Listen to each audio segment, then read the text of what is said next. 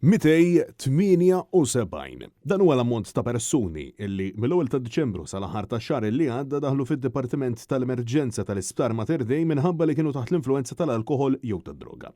Ċifri uffiċjali preżentati mill-Ministru għas-Saħħa Ġewetjana Bela għal domanda tad-Deputat Parlamentari Nazzjonalista Claudette Buttigieg tifgħu dawl fuq kemm persuni ġurnata b'ġurnata daħlu fl-emerġenza tal-isptar wara li abbużaw minn xi sustanza jew xorb.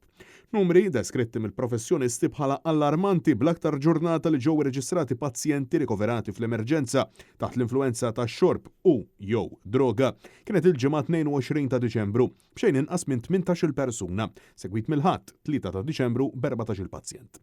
Tul l-aħħar xhur u snin, il-Partit Nazzjonalista flimkien ukoll ma' diversi assoċjazzjonijiet, esperti u professjonisti appellaw lill-Gvern sabiex isib soluzzjoni għal kriżi li xeħed lis-settur tas-saħħa fiha.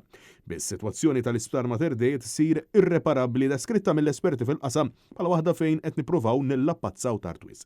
Inizjalment, Gvern tal-Labor kien ta' l-Isptar San Luqa lill-privat sabiex iservi ta' spalla lill-Isptar Mater Dei minflok dan l-isptar spiċċa simbolu ta' frodi u korruzzjoni tal-akbar serqa minn but il-poplu.